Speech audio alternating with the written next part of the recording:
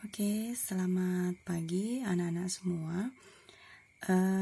Di sini saya akan mereview materi yang sudah kita pelajari minggu lalu ya, dimana saya minggu lalu memberikan vektor yang digambarkan dalam koordinat kartesius seperti ini ya. Kalian biasanya diminta untuk menentukan atau menguraikan vektornya ke arah sumbu X maupun sumbu Y. Kemudian ada juga nanti diminta resultan vektornya. Ya.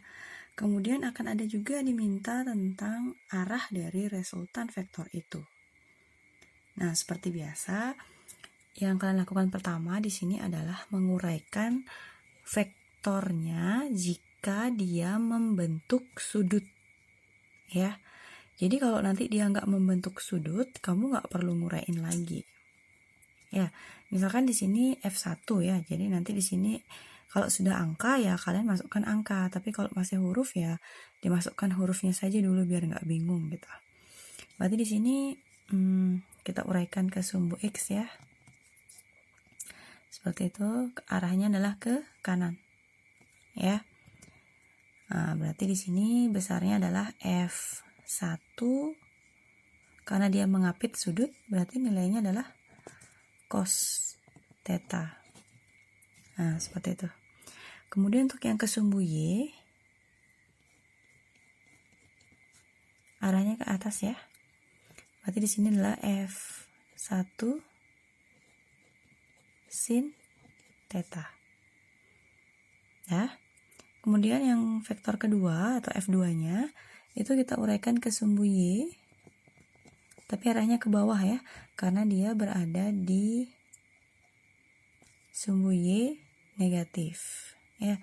Jadi di sini nilainya adalah F2, karena dia mengapit sudut, maka nilainya adalah cos alpha. Kemudian untuk yang ke sumbu X, ya, berarti dia ke X positif, arahnya ke kanan. Berarti di sini F2 sin alpha. Nah, sampai situ bisa ya. Berarti ketika kalian ditanya komponen vektornya, itu berarti kalian sebutkan komponen vektor di sumbu X itu adalah F1 cos theta dan juga F2 sin alpha. Sedangkan komponen vektor di sumbu Y itu adalah F1 sin theta dan juga F2 cos alpha. Bisa ya? Itu kalau komponen vektor yang ditanya. Ya? Bisa? Kemudian kalau diminta resultan vektornya, maka kalian harus mencari dulu jumlah sumbu gaya di masing-masing sumbu. Ya, berarti di sini kalian harus mencari jumlah gaya di sumbu X dan juga sumbu Y. Nah, saya ulang lagi deh di sini ya. Berarti di sini untuk sumbu X-nya itu adalah sigma Fx. Jumlahkan seluruh gaya yang ada di sumbu X. Berarti kan hanya ada dua ya, F1 dan juga F2. Ya, jadi F1-nya positif. Jadi di sini F1 cos theta ditambah F2 sin alpha. Nah, kemudian untuk yang dari sumbu Y, berarti yang positif adalah yang ke atas, yaitu F1 sin theta dikurang F2 cos alpha. Nah, nanti ini kan dapat hasil ya. Ini dapat hasil setelah kalian memasukkan angka.